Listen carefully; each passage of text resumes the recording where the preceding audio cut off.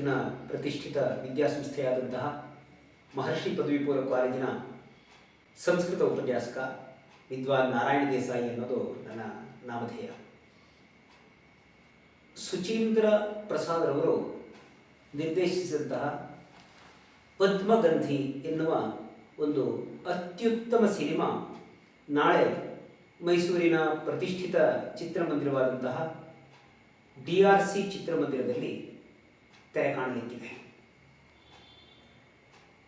ಇದರ ವಿಶೇಷತೆ ಅಂದರೆ ಹೆಸರಿನಿಂದ ಹಿಡಿದು ಪ್ರದರ್ಶನದ ಕೊನೆಯವರೆಗೂ ಒಂದು ವಿಶೇಷವಾದಂತಹ ಚಿತ್ರ. ಕಮಲ ಅನ್ನೋದು ನಮ್ಮ ದೇಶ, ನಮ್ಮ ಭೂಮಿ ಅಲ್ಲ, ನಮ್ಮ ಸೃಷ್ಟಿ, ಇಷ್ಟನ್ನು ಆವರಿಸಿರುವಂಥದ್ದು. ನಾವು ಚತುರ್ಮುಖ ಬ್ರಹ್ಮನನ್ನು ಕರೆಯುವಾಗ ಪದ್ಮಸಂಭವ ಅಂತ ಕರೀತೇವೆ. ಯಾಕೆ ಅಂದರೆ ಅವನು ಮಹಾವಿಷ್ಣುವಿನ ನಾಭಿ ಕಮಲದಲ್ಲಿ ಹುಟ್ಟಿದ ಅಂತ. ನಾಭಿ ಕಮಲ ಅಂದರೆ ನಾಭಿಯೇ ಒಂದು ಕಮಲ. ಯಾಕೆಂದರೆ ಪುರುಷ ಸೂಕ್ತ ಹೇಳುತ್ತೆ ನಾಭ್ಯಾ ಆಸೀದಂತರಿಕ್ಷಂ ಅಂತ. ಇನ್ನೊಂದು ಉಪನಿಷತ್ ಹೇಳುತ್ತೆ ತಸ್ಮಾದಾತ್ಮನ ಆಕಾಶ ಸಂಭೂತಃ ಆಕಾಶಾದ್ವಾಯು ವಾಯೋರಗ್ನಿ ಅಗ್ನೇರಾಪಃ ಅದ್ಭ್ಯಃ ಪೃಥಿವೀ ಪೃಥಿವ್ಯಾ ಓಷಧಯಃ ಓಷಧೀಭ್ಯೋನ್ನಂ ಅನ್ನಾತ್ ಪುರುಷಃ. ಹೀಗೆ ಅಂದರೆ ಆ ಪರಮಾತ್ಮನ ನಾಭಿ ಎನ್ನುವ ಆಕಾಶ ಮೊದಲು ಕಾಣಿಸಿಕೊಂಡಿತ್ತು. ಅದನ್ನು ನಾಭಿ ಕಮಲ ಅಂತ ವರ್ಣನೆ ಮಾಡ್ತು. ಆ ಆಕಾಶದಿಂದ ವಾಯು ಹುಟ್ಟಿತು, ವಾಯುವಿನಿಂದ ಅಗ್ನಿ, ಅಗ್ನಿಯಿಂದ ನೀರು, ನೀರಿನಿಂದ ಭೂಮಿ, ಭೂಮಿಯಿಂದ ಔಷಧಿ ವನಸ್ಪತಿಗಳು, ಅವುಗಳಿಂದ ಆಹಾರ, ಆಹಾರದಿಂದ ಪುರುಷ. ಇದು ನಮ್ಮ ಸೃಷ್ಟಿಯ ಕ್ರಮ. ಇದೆಲ್ಲದಕ್ಕೂ ಮೂಲವಾದದ್ದೇನು ಅಂದರೆ ಪರಮಾತ್ಮನ ನಾಭಿ ಪದ್ಮ. ಹಾಗಾಗಿಯೇ ಇಡೀ ಸೃಷ್ಟಿಯಲ್ಲಿ ಈ ಪದ್ಮದ ಗಂಧ ತುಂಬಿದೆ, ಗಾಳಿ ತುಂಬಿದೆ ಎನ್ನುವುದು ಒಂದು. ಇದರ ಜೊತೆಗೆ ಸಂಬಂಧದ ವಿಸ್ತರಣೆ ಕೂಡ ಪದ್ಮದಿಂದ. ಯಾವಾಗ ಆಕಾಶದಿಂದ ವಾಯು ಹುಟ್ಟಿತೋ, ವಾಯು ಮತ್ತು ಆಕಾಶಗಳು ಒಂದಕ್ಕೊಂದು ಸಂಬಂಧವನ್ನು ಪಡ್ಕೊಂಡು, ಹೀಗೆ ಸಂಬಂಧದ ವಿಸ್ತಾರ ಈ ಪದ್ಮದಿಂದ ಪ್ರಾರಂಭ ಆಯಿತು.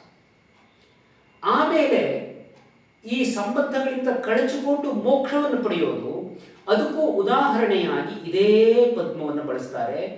ಗೀತೆಯಲ್ಲಿ ಪರಮಾತ್ಮ ಹೇಳ್ತಾರೆ ಪದ್ಮಪತ್ರಮಿವಾಂಭಸ ಅಂತ. ಹೇಗೆ ಕಮಲ ನೀರಿನಲ್ಲಿದ್ದು ನೀರನ್ನು ಅಂಟಿಕೊಳ್ಳದೇ ಇರುತ್ತದೆಯೋ, ಮುಕ್ತನಾದವನು ಪ್ರಪಂಚದಲ್ಲಿದ್ದು ಪ್ರಪಂಚಕ್ಕೆ ಅಂಟಿಕೊಳ್ಳದೇ ಇರುತ್ತಾನೆ. ಇದು ಪ್ರಪಂಚವನ್ನು ಬಿಡಿಸಿಕೊಳ್ಳುತ್ತೆ. ಇದನ್ನು ಮೋಕ್ಷ ಅಂತ ಕರೀತಾರೆ. ಹೀಗೆ ನಮ್ಮ ಸಂಬಂಧದ ಪ್ರಾಪ್ತಿಗೂ ಅಂದರೆ ಶಕ್ತಿಗೂ ವಿರಕ್ತಿಗೂ ಎರಡಕ್ಕೂ ಪದ್ಮವೇ ಹೇತುವಾದದ್ದು. ಆ ಪದ್ಮದ ಉದಾಹರಣೆ ಬೇಕು, ಪದ್ಮದ ಗಂಧ ಬೇಕು. ಅಂತಹ ಹೆಸರನ್ನ ಇದಕ್ಕೆ ಆಯ್ಕೆ ಮಾಡಿದ್ದಾರೆ.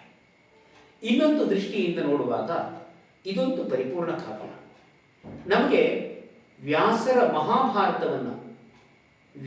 ಮಹಾಭಾರತ ಅಂತ ಯಾಕೆ ಹೇಳಬೇಕು ಅಂದರೆ, ವ್ಯಾಸ ಎನ್ನುವ ಶಬ್ದಕ್ಕೆ ವಿಶಾಲ ಅಂತ ಅರ್ಥ. ಅದರಂತಹ ವ್ಯಾಸ ಭಾರತದಂತಹ ವಿಶಾಲವಾದ ಕಾವ್ಯ ಇನ್ನೊಂದಿಲ್ಲ.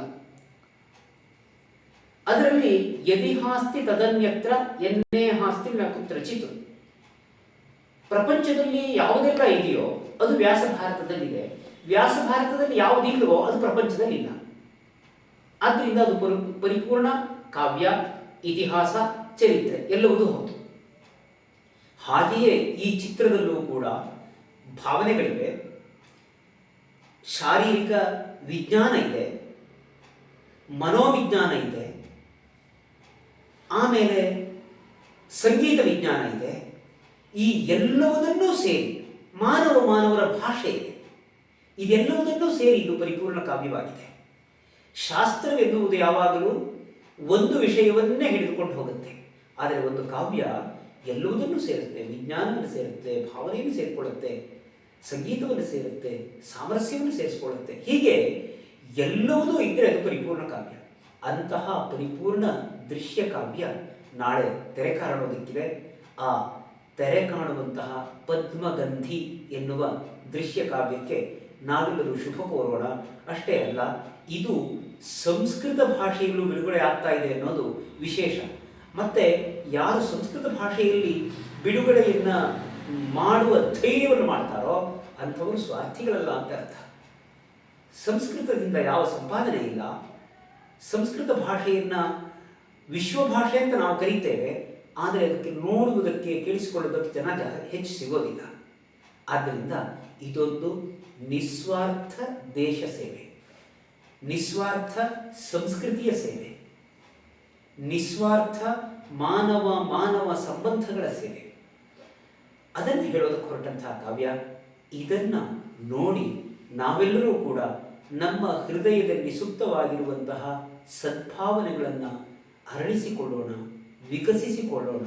ಆ ಮೂಲಕ ನಮ್ಮ SR ಲೀಲಾ ಮೇಡಮ್ರವರು ಹಾಗೆ ಶ್ರೀಯುತ ಸುಚೀಂದ್ರ ಪ್ರಸಾದ್ರವರು ಈ ಸಮಾಜಕ್ಕೆ ಏನನ್ನು ಕೊಡಬೇಕು ಅಂತ ಪ್ರಯತ್ನ ಮಾಡಿದ್ದಾರೋ ಅವರ ಪ್ರಯತ್ನವನ್ನು ಸಾರ್ಥಕವಾಗಿಸೋಣ. ನಾವೆಲ್ಲ ಹೋಗೋಣ, ಬನ್ನಿ. ನಮಸ್ಕಾರ.